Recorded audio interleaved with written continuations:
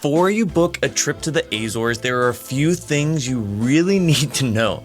The weather here can completely hide one of the most beautiful crater lakes in the entire world within a matter of minutes. Rental cars, especially automatic ones, can sell out months before your trip. Inter-island flights do not always go according to plan, and your favorite white swimsuit might not survive the hot springs. But honestly, the unpredictability is also part of what makes the Azores feel so special. These islands feel like Hawaii, Iceland, Ireland, and Jurassic Park somehow got combined and dropped into the middle of the Atlantic Ocean. So in this video, we're breaking down everything we wish more people knew before visiting the Azores, from choosing the right island and figuring out transportation to the weather, where to stay, what to book early, and the experiences that are actually worth prioritizing. So let's get into it. So welcome to the Azores. It's a group of 9 volcanic islands located in the middle of the Atlantic Ocean, and we really do mean the middle of the Atlantic Ocean. These islands are part of Portugal, so the official language is Portuguese. The currency is still the euro, and you're still technically traveling within Europe, but the experience feels completely different from visiting mainland Portugal, similar to Madeira. If you're new here, we're Giselle and Steven, also known as the Lover's Passport, and we take you along on bucket list adventures around the world while sharing everything you need to know before you plan your trip. And before we get too far into this video, we should probably warn you that we are going to do our best with all of these Portuguese pronunciations. Are we going to get every single one correct? Probably not, but we are definitely going to try. So let's jump into the first thing you need to know. The Azores are 9 islands, not one destination. The first mistake that most people make when they're first planning their trip out here is that the Azores is just one island, similar to Madeira, but there are actually 9 islands in this archipelago, and they are separated into eastern, central, and western groups. So each one offers a completely different experience. São Miguel is the largest and most popular island. It's got crater lakes, hot springs, waterfalls, tea fields, whale watching, lots of restaurants, and the largest selection of hotels and activities. And it's normally the easiest introduction to the Azores, especially if this is your first trip. Now, Flores and Corvo, on the other hand, are significantly quieter, smaller, and way more remote, and this is where you'll find more of the most dramatic waterfalls, coastal cliffs, hiking trails, and that true edge of the world feeling. And it's absolutely incredible, but it also takes a lot more effort to reach and requires a lot more advanced planning. Then you have islands like Pico for Mount Pico and volcanic wine, Faial for sailing history and Capelinos, Terceira for culture and historic architecture, and São Jorge for dramatic cliffs and its famous fajas. Now, you could easily build several completely different Azores trips. I had a really hard time narrowing down which islands we wanted to do, but our biggest recommendation is not to choose islands based on the most popular photos you see online. Choose them based on what you actually want from the trip, because they really do offer totally different things. If you want the greatest variety and the easiest logistics, I'd 100% start with São Miguel. And if you want waterfalls, hiking, and fewer people, add Flores. If your dream is climbing Portugal's highest mountain, prioritize Pico. And then if you only have 1 week, we would try not to cram 4 or 5 islands into it. If you do that, you're gonna spend more of your vacation in airports and ferries than actually being able to enjoy the islands. So I'd choose 2 to 3 to start out. We were out there for 10 days and we did 3 islands. So how do you get to the Azores? São Miguel is normally the easiest island to reach. You'll fly into PDL, which is in Ponta Delgada, and depending on where you're coming from, you may find a direct flight or you have to connect through mainland Portugal. Lisbon and Porto are 2 of the most common connection points. Once you land in São Miguel, the airport is only a short drive from central Ponta Delgada, so you should be able to pick up your rental car and start exploring pretty quickly, which is really nice. Getting to Flores requires another step. Most travelers connect through one of the larger Azorean islands and then take an inter-island flight to Santa Cruz de Flores. And this is where you need to leave a little flexibility in your schedule. These are small islands in the middle of the Atlantic, and strong wind, poor visibility can really affect your flights. So we were on our way over to Flores. We were about to land, and then right as we landed, we felt the pilot pull up And now we are on another island. I can't pronounce the name of it, but we're not sure when or if we'll get to Flores. I just checked the weather on Windy and it looks like it's supposed to be cloudy for basically the rest of the day. We would not recommend scheduling any tight connection from Flores directly into your international flight home.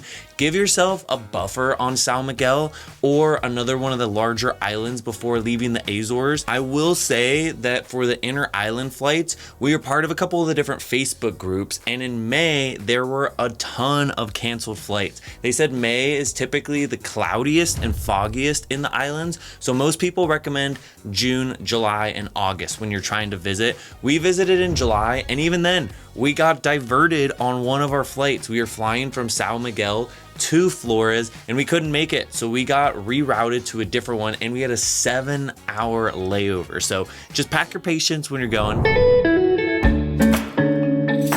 And when is the best time to visit? For most travelers, best time to visit the Azores is going to be between late spring and early fall. May, June, and September are particularly great because you can get warmer conditions and you get longer days without experiencing the same level of crowds that you're going to encounter during July and August. July and August generally give you the best chance of more settled summer weather, like I was saying, but they are also hands down the busiest and the most expensive months to visit. Rental cars and accommodations become much more difficult to find, especially on the smaller islands. When we were going to Flores, all of the locals said you need to book your accommodations first and then you book your flights, because there's accommodations that are sold out for 1 year in advance. I'm pretty sure we got the last Airbnb on the entire island when we visited Flores. And winter is not necessarily a bad time to visit. The islands stay incredibly green, temperatures are relatively mild, and you can experience popular locations without nearly as many people. But winter generally brings more rain, wind, flight disruptions, and unpredictable conditions. Plus, a lot of the locals shut down. Like the people that we went on our tour with in Flores said that they leave for the entire winter. So it really comes down to your priorities. If you want the best chance at clearer viewpoints, warmer swimming conditions, and more tour operators being open, choose summer or the shoulder season. If you care more about saving money, avoiding crowds, and don't mind rearranging your schedule around the weather, the off season can honestly still be really beautiful. Now, for Flores specifically, we would lean more towards visiting from May through October. This island is famous for its waterfalls, but it is also extremely exposed to the Atlantic weather, so you want enough time for conditions to change there. June and September are probably the sweet spot if you can make those months work. The destination guides all recommend May and June and September for São Miguel and May through October for Flores. How many days do you actually need there? For São Miguel, we recommend at least a full 5 days. 7 days is even better if you want to do all of the hikes and whale watching and experience all the different hot springs and leave room for bad weather. For Flores, we would recommend approximately 3 to 4 days. I feel like 5 days might have been a little too much for our personal trip. Could you drive around the island much faster? Absolutely. But Flores is not a destination you necessarily want to drive super fast. There's cows that could be on the road. There's lots of twists and turns. There's lots of up and downs. And you also need enough time to account for the changing conditions. The weather here changes every 5 minutes. You also need to be ready for different hikes to be super muddy versus dry on other days, and honestly possible boat trips that you want to do and visiting Corvo. The weather really can affect your plan. So if you are combining São Miguel and Flores, we would ideally give yourself around 7 to 10 days, including a transportation buffer. That gives you enough time to actually enjoy both islands instead of treating every day like you're just going all day, and it gives you some time for weather. We went for 10 days. We had 3 bad weather days throughout it where it was just raining or we just kind of called it a wash, but 7 days we were able to do almost everything we wanted to. And I will say the weather will control part of your trip. This might be the single most important thing to understand before visiting the Azores is you do not need to build a rigid itinerary. We did build a rigid itinerary and we did not follow it very closely. You can wake up in sunshine in Ponta Delgada. You can drive towards Sete Citades and arrive to the crater and it's completely hidden behind fog and you won't be able to see anything, which happened to us. Meanwhile, the opposite side of the island might be beautiful. São Miguel has a ton of different microclimates, so conditions can vary dramatically, even though it's relatively small. The app and website you absolutely need is Spot Azores as well as Windy. It gives you access to live webcams on Spot Azores positioned around the island. That way, before driving 45 minutes to a viewpoint, you can check the cameras. You can also use Windy to track clouds, cover, rain, and wind. So I'd highly recommend, we checked Windy almost every day and it was highly accurate. Our recommendation is to create a priority list rather than like an exact hour by hour schedule. Have a Western São Miguel day, an Eastern São Miguel day, a Fernás day, and be ready to move them around pretty frequently. I would keep indoor or lower elevation options available for any of like the cloudy periods, so all the hot springs and just coastal stuff. You can visit the tea plantation, you can visit Ponta Delgada, you can enjoy like a lot of the food on the island is also pretty good, or spend longer time in the hot springs when the higher viewpoints are all super cloudy. I highly recommend always packing a rain jacket in the car, even when the weather app promises sunshine, especially when the weather app promises sunshine, and just continue to check conditions across the island because things change very quickly here.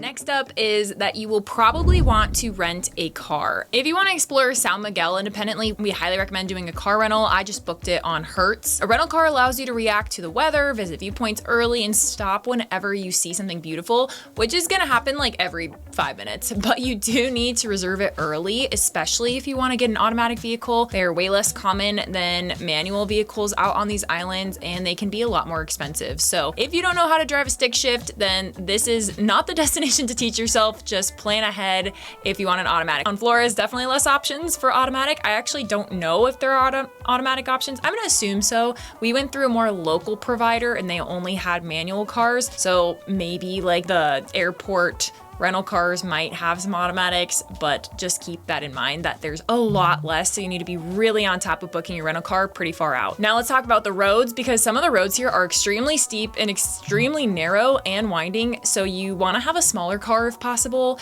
and you also may encounter a lot of cows and tractors and fogs and cars all along the viewpoint, so drive slowly and do not blindly trust your GPS if it tries to send you down a road that looks like someone's driveway, because that occasionally might happen, and there's a lot of blind corners. So yeah, just drive and be very aware. Now, if you cannot find a rental car on Flores, I think tours are actually a really good realistic alternative. We had a driver come and pick us up from our accommodation, and they took us all the way around the island where we saw basically every single major viewpoint, did all the popular hikes in one day. And I'll link the exact tour that we did here. And that seems to be like everyone who was on our tour, they did not rent a rental car. And so that seemed to be the best way to see the island if you're not doing that and you wanted to save some money, because the rental cars were pretty expensive. I want to say it was anywhere from $800 to $1,000 for a 5-day car rental on Flores. Next, we would also download offline Google Maps before your trip because cell service is generally decent. I did buy a eSIM while I was there because my regular service abroad wasn't very good. And so once I had the eSIM, it was pretty quick, but there are still some spots on the island that are blind spots. And so I would highly recommend making sure those Google Maps are downloaded, and you don't want to get lost, especially if the weather's changing quickly. So highly recommend downloading those maps. Next up, island hopping is not as simple as it looks. When you're looking at the Azores and which islands you want to go to, they may look pretty close together, but you cannot take a simple, convenient ferry between all 9 islands whenever you want. So some island groups have regular boat connections, while other routes are seasonal or limited or require an airport, especially if you're starting in São Miguel. So for example, when we were visiting Flores, if we wanted to get to Corvo, there was a boat connection. There's also an airport on the island, but the flights only run like once once or twice a day, and it changes according to the season and weather conditions. Now, the Central Triangle Islands, so Fayel, Pico, and São Jorge, are generally much easier to combine by ferry, but we didn't do any of those, so I can't personally speak on that experience. We just decided to do inter-island by flying on the Azorean airline. What I will say is if you're doing an inter-island travel day, do not schedule a tour on that day. Do not like pre-book anything where they're gonna take a deposit outside of your rental car, just in case your flights get canceled, you get diverted, or something happens. That way you're not gonna be losing out on a planned day. Like, I purposely gave us an extra day in our itinerary flying out to Flores where I didn't plan anything. And then when we were coming back from Flores to São Miguel in the event that our flights got diverted or whatever. And that gave me a lot of peace of mind because I was like, oh, we don't have to rush to a tour, especially because we got delayed 6 hours by getting diverted to Terceira. So just keep that in mind. I would highly recommend just giving yourself the full day. And then if you get extra time and your flight goes through, great, you can always do something last minute, but I would highly recommend just avoiding the stress.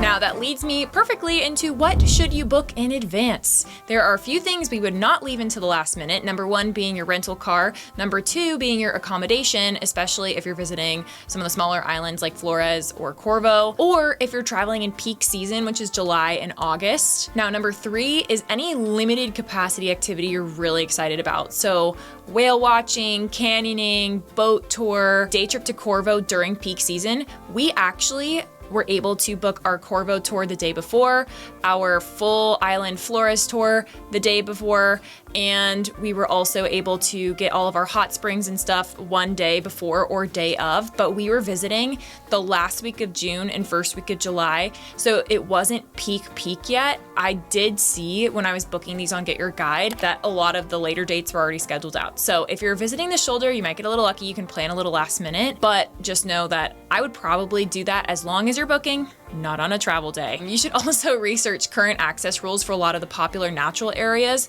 For example, in São Miguel, Lagoa de Fogo currently uses a seasonal shuttle system during the busiest part of the year. The exact dates and operating details can change, so we'll link the information down below for you rather than giving you a timetable. Essentially, you can't drive up there without taking the shuttle unless you're on a specific tour. You'll want to research this when you are planning your trip. Caldera Velha has also started using time entry, so make sure to check that before showing up, and then a lot of the other hot springs as well. I will link all of the hot springs that we went to down below in the description so you can check out all of their information. Now, restaurants are another thing to think about. Some of the more popular restaurants in Furnas and Ponta Delgada do fill up pretty quickly. We got lucky, we didn't make any reservations for any of the restaurants and we were fine, but there were a couple we did have to wait a little bit for, like 10-20 minutes. But if you can, for dinner in particular, I would make reservations, especially on the smaller islands. Like on Flores, everyone recommended making dinner reservations for the nicer restaurants. If you're just going to like a snack bar, you don't really have to. Just keep that in mind because a lot of the options on the smaller islands are a lot more limited. Something I would actually do just in case you can't get dinner reservations or you're going to more remote islands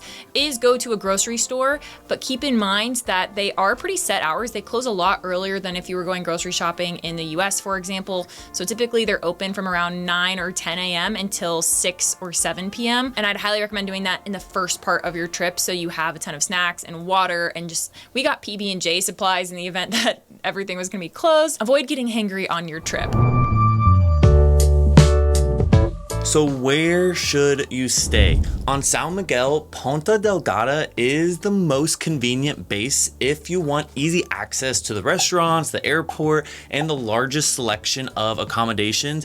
It is a good central starting point, but you will still spend quite a bit of time driving. If you have 6 or 7 nights, I would definitely consider splitting up your stay. You could spend part of your trip near Ponta Delgada or Ribeira Grande, and the other part near Furnas. That gives you easiest access to the western and central attractions first, followed by Furnas, Nordeste, and the eastern side of the island. There are beautiful luxury properties around São Miguel, including Terra Nostra, Garden Hotel, Santa Barbara Eco Restaurant, white exclusive suites, Sol Villas, and Sensi Nature Resort. But accommodations can become very, very expensive during peak season. A vacation rental with a kitchen can be a great option because it gives you more flexibility with meals and early morning. So would also be something you could consider. On Flores, we would probably recommend staying near Faja Grande. We personally could not get accommodations over there because, like I said, we got the last Airbnb on the entire island. So we stayed right next to the airport. We would recommend staying over near Faja Grande if your priority is waterfalls, hiking, and the dramatic western coast scenery. Aldeia de Quara is also a cool spot. It's a restored stone village. It offers more of like a rural and disconnected experience, but it's also pretty far away from all the food and spots. So just keep that in mind. Some properties on Flores also have limited technology and fewer traditional hotel amenities. But honestly, that is kind of the appeal of Flores. You're not going there to spend the entire trip watching Netflix in your room. You're out there to like see the nature. We weren't in our accommodation very often at all. I will say that we did really enjoy where we stayed because it was right near the airport, so it was super convenient. It was right near the natural pools, which were also really nice. It was like a 2-minute drive, tons of food, and it was really nice because we also had a kitchen so we could cook at home. So if you want to stay in the exact Airbnb that we stayed at, we loved it. It's literally 60 seconds from the airport. I'll go ahead and put the link down in the description, as well as I'll put the QR code right over here so you can book the same spot that we stayed on Flores. Now, what to pack for the Azores? Packing for the Azores is basically packing for like 4 different trips at once. You will want waterproof rain jacket. You're gonna want super comfortable layers. You're gonna want your hiking shoes with super good traction. The trails here can become super wet and muddy very, very quickly, even when it's not actively raining. Our tour guide actually had fallen and hurt her knee the day before our tour, and she's a local there. That's how slippery it is. I would definitely bring a dry bag or some type of waterproof protection for your camera and all your electronics as well, just because it does rain so frequently. And you should also keep a change of socks and possibly a second pair of shoes in the car, just because there was literally one point I stepped in cow poop and I was like, what do I do with my shoe the rest of the day? If I had a second pair of shoes with me in the car, would have been a game changer. For the hot springs, you definitely need to bring a dark colored swimsuit. And I would definitely bring a towel as well, unless you want to pay for the towels. They don't come included at any of the hot springs. You have to bring your own. And some of them don't even have water. So definitely bring your own water to the hot springs as well. The iron-rich water at places like Terra Nostra is famous for leaving like an orange-brown tint on light color fabric. So keep that in mind. It's not a moment to bring like a brand new white swimsuit. You're just gonna destroy it. I would also make sure you bring sandals for the changing areas and showers. I made that mistake. I didn't have sandals with me and it was a little dirty in there. So just keep that in mind. Every single one has different facilities that they have available to you. We would also pack motion sickness medication if you plan to go whale watching or if you take the boat to Corvo. We had a really flat day out there, but the Atlantic can be super rough even if normally you do not experience seasickness. Other super easy things that you could bring, obviously I mentioned the refillable water bottle. Portable charger is a must. Poor Giselle's phone died every single day. Bring a small backpack as well that you can pack up. Sunscreen is a necessity out here. We luckily didn't get too sunburnt, but we were pretty religious about putting on sunscreen every day. And you definitely need an offline copy of your reservations. Every spot that we stayed, we would lose service pretty frequently out here. So just make sure you keep everything on you.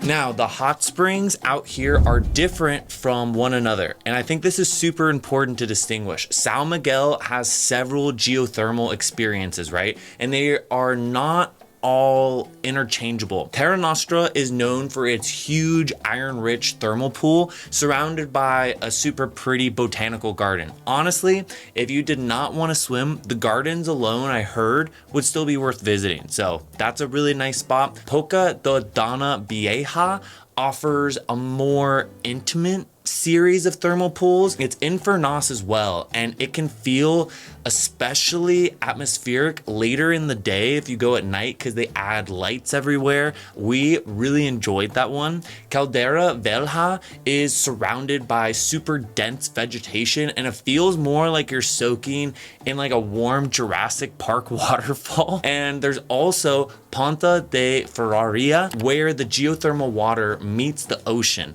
But Ferraria is very dependent on the tides and the sea conditions. If you go at high tide, it can feel extremely cold like the normal Atlantic water. If you go during low tides, it can become a really unique swimming experience. So every single one is totally worth checking out, but they're all such different experiences. Do not try to visit every single one in one day. You're just gonna get too hot. First off, we chose one every single day of our itinerary, and we left a lot of time to actually like enjoy them and relax. So what experiences are actually worth prioritizing? On São Miguel, Sete Cidades absolutely deserves a place on your itinerary. The most famous viewpoints are probably Vista do Rei. It was beautiful. We had all the flowers there. And the Miradora da Boca do Inferno. This is the famous hike you see all over Instagram. But do not just take a photo and immediately leave there. You can hike around the crater, you can kayak on the lake, you can drive into all the different villages throughout it, just so you can understand the true scale of the caldera. It is massive. Another one is Lago de Fogo. It's so beautiful, and especially if the clouds cooperate with you. Furnas should get at least one complete day because you have the geothermal fields there, you have the hot springs, you have Terra Nostra, you have Lago de Furnas. We would also visit the Guariana tea plantation and the Parque Natural da Ribeira dos Caldeiros, and at least one coastal viewpoint or natural swimming area. Whale watching is also one of the most popular activities in the Azores, and São Miguel has operators running trips throughout the entire year. What you see depends on the season, and no wildlife experience is obviously guaranteed, but the waters around the archipelago are famous for whales and dolphins. I'd just say if you're prone to motion sickness, just make sure you take medication before the boat leaves. We personally did not do the whale watching or the dolphin experience, but I heard that it was magical from other people. If you want to book the one that we heard was the best, all you have to do is scan the QR code right over here for the whale watching tour on São Miguel. I heard it's such a cool experience. On Flores, the absolute must-see is the Boca de Ribeira do Ferreiro. It's a short trail that takes you through a lush forest to an enormous cliff lined with waterfalls. It's one of those places that it genuinely looks too perfect to be real. Poco da Bacalaha is another beautiful waterfall. It's near Faja Grande, and depending on conditions, you may be able to swim at its base, which we saw a ton of people doing. We would also prioritize Miradora do Porto, explore the island's crater lakes and coastal viewpoints. There's so many, and consider a boat tour along the cliffs and waterfalls. It could be a really fun way to experience it. And one of our favorite parts was a day trip out to Corvo to see that crater, and then when you come back you can see a ton of the waterfalls and the coast as well. The last thing that I'll say is the Azores are not a tropical beach vacation like Hawaii is. I think that a lot of people go there, and yes, you will see beautiful blue water. There are beaches, there's natural pools, but this destination is more about a dramatic volcanic landscape, road tripping around the island, hiking, the geothermal experiences, and the waterfalls that they have there. The water can be cold, the beaches are often made up of black volcanic sand or rock, and sunshine is never completely guaranteed. It does get cloudy here a lot. If you want a resort where you can lie on a white sand beach for 7 consecutive days, there are probably better destinations for your trip. But if you want an active adventure where every drive and road trip to another crater and waterfalls and you're jumping in and there's cliffs and it's ridiculously green, then the Azores are hard to beat. It's so beautiful here. So with that, we hope this video helps you plan your own trip to the Azores. We have linked all the official trail alerts, weather cameras, all the transportation information, and some of our favorite experiences in the description below. And let us know down in the comments which island you would want to go to the most. We thought Flores was the best one, but we'd love to know for you. And if you found this guide helpful, make sure to give this video a thumbs up and subscribe for more bucket list travel guides every single week. And YouTube also is probably going to recommend another adventure from us right over here. So go ahead and check that one out as well. With that, we'll see you out there on the next adventure.